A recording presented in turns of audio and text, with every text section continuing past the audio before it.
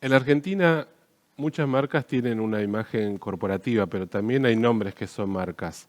Y si hay uno en el ámbito del arte que yo destacaría, es el que representa a quien nos acompaña, que es Carlos Rottenberg. Carlos, un gusto que estés acá en El Cronista. La verdad que creo que tu apellido traduce en la Argentina teatro y ahora nos lo vas a contar. Y por eso digo, una vez más, agradezco que vengas a darnos No. otra mirada sobre lo que es una marca y un desarrollo. Bueno, gracias. Gracias por invitarme primero. Y obviamente yo no utilizo el término, pero sí podríamos hablar de trayectoria. Sí, obviamente. Cada uno lo ve digamos, con distintas miradas, pero sobre lo mismo. Es que construiste una marca, aunque es básicamente, como si vos es una trayectoria. Tu casa teatral es la más grande de Argentina, acaba de cumplir 50 años. Mirando un poco tu historia, fue el resultado de un pacto con tu padre que te permitió probar suerte en este negocio y a cambio de eso, digamos, vos supuestamente comprometiste, si me va bien sigo, si no, tengo que estudiar.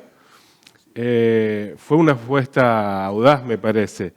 Lo que quiero preguntarte es si vos como padre estarías dispuesto a ponerte del otro lado y repetirla.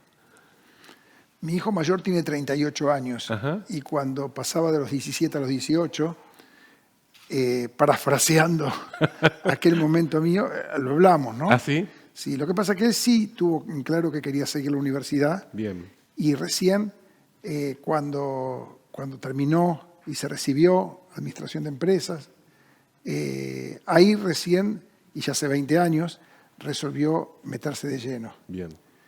En el caso mío era distinto porque, si bien no provengo de una familia del espectáculo, yo siempre dije que en la primaria estudié lo justo para pasar de grado, en la secundaria estudié lo justo para pasar de año, de hecho no me llevé nunca una materia, nunca un año, a materia me llevé, pero sí paralelamente estudiaba para la profesión a la cual me quería dedicar, que era la empresarial del mundo del espectáculo. Es importante marcar la empresarial porque siempre supuse, y sigo hoy convencido, que tenía limitaciones para lo que tenía que ver con actuar, escribir, dirigir. Tenía muy en claro que lo que a mí me interesaba era llegar al gusto del público y fundamentalmente convocar a las distintas coordenadas o estamentos que hacen al talento desde el rol que yo sentía para el cual me estaba preparando.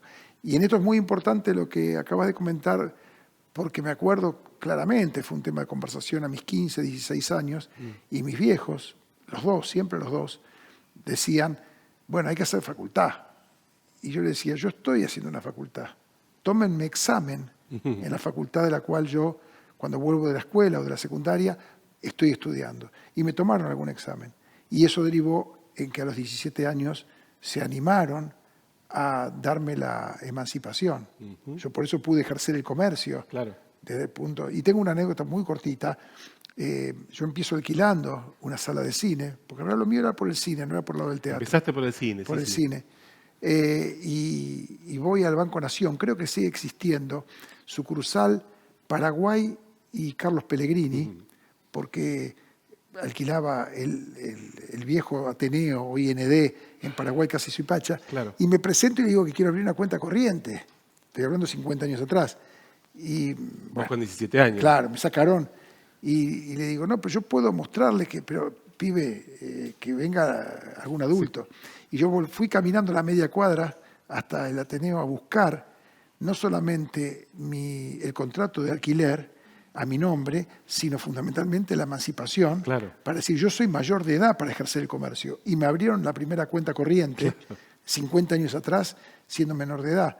Por eso digo que muchas veces, si hoy puedo celebrar a los 67, 50 de profesión, tiene que ver justamente con la contención familiar.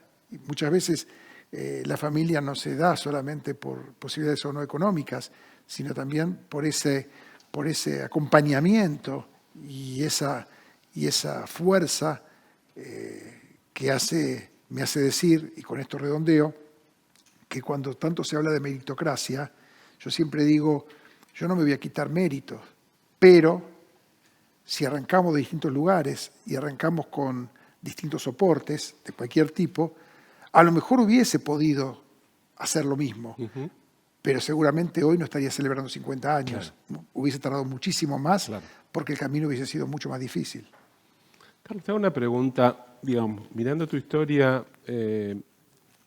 a ver, si nos ponemos a hacer referencia de actores, obras, creo que esta charla podría durar varias horas.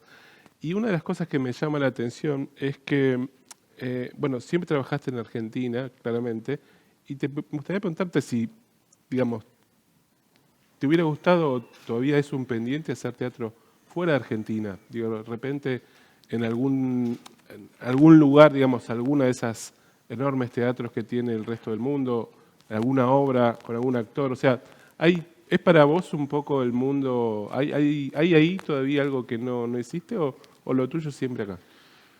No, es una decisión muy arraigada en mí, que tiene que ser acá. Cuando digo acá me refiero a Argentina y me refiero también no solamente a la ciudad de Buenos Aires, sino a la ciudad de Mar del Plata. Sí, claro. Siendo mucho más doméstico. A veces me preguntan por qué la próxima hora es mi temporada 47 consecutiva en Mar del Plata, de los 50, ¿no? Empecé 3 años después. Y me dice, ¿y por qué no una obra en Villa Carlos Paz? Y le digo, no, porque lo mío es una empresa Mar del Plata. O sea, es mucho. Ahora, sí quiero decirte que hubo un momento que me llevé 4 espectáculos a falta de uno a España. ¿Sabes cuándo fue? ¿Cuándo tomé la decisión? El viernes 30 de noviembre del 2001, viendo en la pantalla de Crónica TV a Domingo Cavallo anunciando El Corralito. Lo tengo claro porque veníamos ese viernes 30 de noviembre de inaugurar un teatro en Mar del Plata, fuimos a comer después y estábamos cenando. Mirá, paradoja, yo estaba inaugurando el teatro con el intendente de entonces de Mar del Plata, cortando la cinta, y leo en la pantalla que estaba encendida el televisor en ese momento, El Corralito. Y lo llamo un amigo, Gustavo Ferrari, productor, y digo, vayamos rápido a España. Y me dice, ¿por qué? Digo, ¿por qué? Dice, ¿qué querés, poner teatros en España? No, quiero facturar teatro argentino en España a 22 euros, para ese dinero traerlo acá y que la empresa nuestra no corra ningún riesgo y seguir pagando como si no hubiese crisis en Argentina. Y así pasamos el 2002.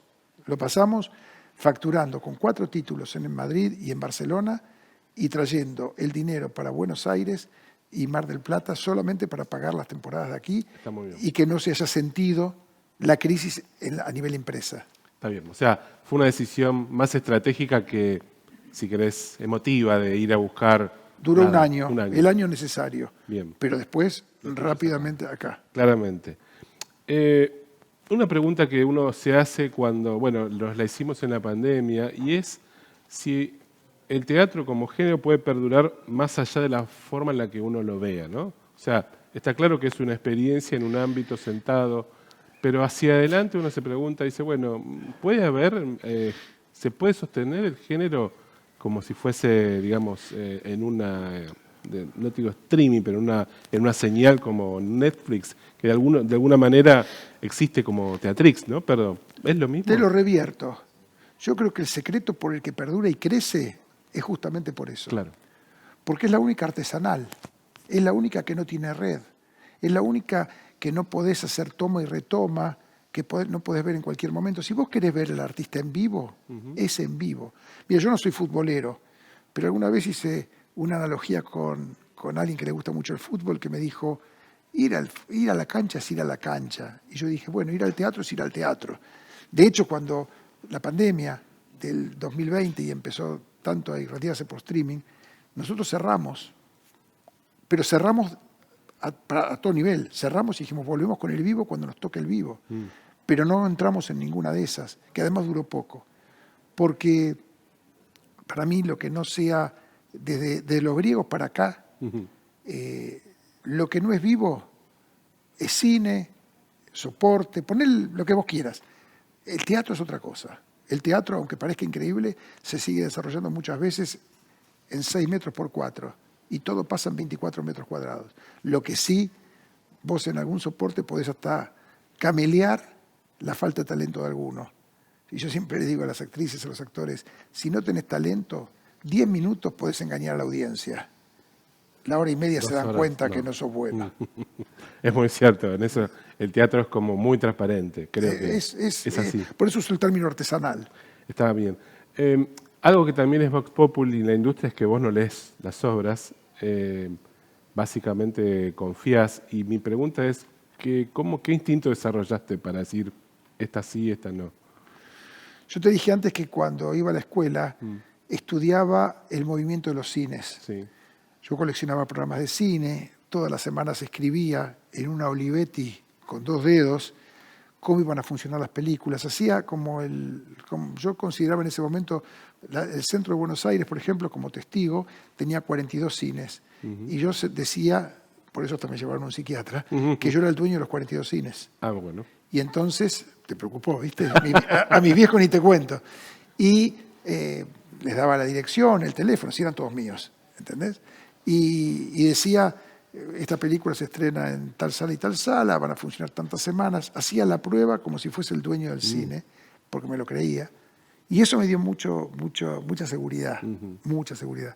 Sin embargo, del 75 al 79, yo leí teatro porque me dijeron los primeros empresarios que fui conociendo que la base era leer un libro. Y yo erraba bastante cuando leía con el resultado después en las butacas. Y lo describo muy sencillo. Yo vivía con mis viejos. Pensá que era menor de edad cuando empecé, o sea que en el 79 iba a cumplir 22 años. Y ya hacía 4 me dedicaba a la profesión, 5. Y volví en el Fiat 600 turquesa de mi vieja por Avenida Rivadavia y me para el semáforo de Avenida La Plata. Vivíamos en Caballito, antes Mataderos, ahí Caballito. Y yo me angustié mucho en ese semáforo porque decía, estaba haciendo un fracaso. Y dije, no sirvo. Y de repente, antes que cambie la luz del semáforo, me di cuenta que yo tenía que ser vehículo entre el talento y el público. Y correrme de ser el lector. Y llamé a 5 autores de la época, lo ha contado ahora antes de fallecer Tito Cosa en un libro, a Tito Cosa, a Carlos Gorostiza, a Ricardo Talesnik, a Ricardo Alac y un 5.º autor que no me acuerdo. Los reuní en el Ateneo y les dije, yo soy muy mal lector de teatro. Por eso no me acuerdo. Podría ir, el Dream Team del momento. Y les dije, propónganme proyectos y explíquenme por qué esto habría que hacerlo. Me acuerdo que muy poquito tiempo después vino con Gepetto, Tito Cosa, para decirme, esta habría que hacer por esto. Y dije, vamos. Y a partir de ahí cambié la fórmula. Y te voy a contar que el otro día leí un libro que me tranquilizó, la biografía de Goar Mestre, Factotum, de Canal 13, sí, claro. Un libro que me entrega Pablo Sirven, que fue su biógrafo, y en 3 momentos del libro marco que Goar Mestre, que hacía grandes éxitos en el Canal 13, confiesa que él no leía los libretos de los programas que producía porque era muy mal lector de televisión. ¿Y te sentiste Me sentí muy, mirá vos, aliviado? Tardé 40 años en sentirme aliviado. Pero está en el libro. Si Goar Mestre, por lo menos es como dije, si, bueno, lamento, si estuviese Goar Mestre vivo, me acercaría y le gran diría, talento como él. Claro, le diría, qué misma. bueno que yo llevo 45 años de los 50 sin leer teatro. ¿Qué pasó con el cine, que fue tu puerta de entrada? Y ahora, ¿cuál es tu vínculo con el cine? ¿Vas poco? ¿Qué haces? Me gusta mucho el cine, como espectador. Pero en eso yo me considero bastante moderno, tengo chicos también chiquitos, de 8 y 5 años. Digo lo de los chicos para marcar que no estoy, no tengo una mentalidad geriátrica. Ajá. Pero en lo que tiene que ver con el cine, me gustaba más lo de antes. Me gustaba más la vieja sala de cine, me gustaba más los contenidos de las películas, me gustaba más que el boletero me vendiese la entrada y no me quiera vender los pochoclos. O sea, soy de maní con chocolate. Claramente. Entonces, no es lo mismo. Hoy son salas impersonales y confieso, ya que estamos en el cronista, que en una paritaria que nos tocó coincidir con la gente de las multipantallas, una persona, refiriéndose al pochoclo, dijo una maravilla para mi gusto, que define todo. Dijo, tener un cine es muy buen negocio. Lástima que haya que pasar películas. Tremenda sentencia. Y ahí me di cuenta por qué me había ido del cine. ¿Y cómo ves a la nueva audiencia? Porque en definitiva uno percibe que los más jóvenes se acercan, a lo mejor por un género que también es teatral, pero digo que es el stand-up, digo, ¿no? Están como, yo creo que lo importante primero es que pasen la puerta y después, bueno, ven con qué viene la segunda o tercera vez. Pero ¿sentís que el teatro todavía tiene esa capacidad de arrastrar nuevas, digamos, de nueva audiencia? Estamos en una época donde el Generacional, marketing, ¿sí? ¿Me donde explico? el marketing puede mucho. Sí. ¿Sabés cuando yo empecé qué era eso, pero no se llamaba stand-up? Era Antonio Café Concert, Gasalla, era Enrique Pinti, claro. era Carlos Preciavale, era lo mismo. ¿Sabés cómo hoy se dicen Vergara Leumann. Vergara Leuma con su botica del ángel? O sea, quiero decir, cambió la terminología, Sí, sí. cambia, pero esto es como el dólar. Para mí había dólar oficial y dólar negro, ahora se llama blue. Que alguien me explique por qué es blue, que es más fina la palabra, pero en realidad es negro. Bueno, esto es lo mismo, ¿no? Cuando me encuentro con los monologuistas o ¿cómo se dice ahora cuando haces stand-up, ¿no? Y yo digo, ¿y qué hacía Luis Landricina? O sea, Monólogo. monólogos también, o sea, ¿y quiénes iban a ver al Café Concert? Los jóvenes de entonces, lo mismo es que hoy somos pelados o tenemos canas. Entonces, me parece que en ese sentido el teatro siempre se vivió transformando y lo que se le cambia es el nombre, el título. Pero siempre hubo jóvenes y siempre, históricamente hoy también, el perfil mayoritario de 6 millones de boletos de teatro siempre gana el que tiene más de 60 años. Hay una franja después que los padres te llevan con los espectáculos infantiles, desde los adolescentes hasta que son padres, o sea, vamos a plantearlo así, desde los 17, 18 años hasta los 40 y pico, es la franja más ausente en las salas de espectáculos. Claro. No en los recitales, pero sí en la sala de teatro. Claro. Siempre fue así. Carlos, tengo una última pregunta para redondear nuestra charla. Brujas, que es una de tus obras, tiene más de 30 años de exhibición. Y eso me llamó a preguntarte si hay alguna obra que vos creés que debería estar como permanente, o sea, como que la dejarías al estilo de Brujas, claramente, en alguna sala como de exhibición, como que siempre tenga que haber, no sé, como ha sido La Ratonera en Londres, digo, esas obras que uno dice, bueno, es un clásico y tiene que estar siempre representada, siempre tiene que haber un elenco, y no sé, ¿habría alguna yo pienso, no sé, de Madeleine Lanús, por ejemplo, alguna de ese estilo? Bueno, María Luna estamos haciendo ahora de nuevo. Ahora con Brandoni, pero digo, ¿dejarías alguna así? ¿Te gustaría Pero tener? a nosotros quien nos hace dejar las obras en cartel o sacarlas es el público. Sí. Seamos pragmáticos en eso. Claro. O sea, esa cosa de me bajaron la obra, te la bajó el público. Sí. Muchas veces pasa con los artistas que dicen, no la bajes todavía. Le digo, yo no la quiero bajar. Pero si dentro de 2 semanas vamos a suspender por falta de público. No se puede. Entonces yo creo más. Tomo el ejemplo de Madeleine Lanús que diste. La estrenamos el 1 de enero del 86 y la tuvimos 2 años y pico. Fíjate vos que ahora acabamos de cerrar el año que viene otra vez con la misma obra. Sí creo en las vueltas de las obras. Bien. Ahora no podés, bueno, la misma Bruja que vamos a despedirnos en Mar del Plata, donde empezó el 3 de enero del 91 y ahora arrancamos de nuevo en el mismo Teatro Atlas de Mar del Plata. ¿Va a ser su última temporada? Su última temporada, pero como les digo a las chicas, es la última, pero el otro día cuando terminamos en Buenos Aires se despidió y dije, chicas, pensar que ustedes se reúnen y esta es la maravilla del teatro. El público las está aplaudiendo porque se despiden, se reencuentran en la obra a 25 años después de haber terminado la secundaria en una escuela religiosa. ¿Cuántas veces repitieron entonces?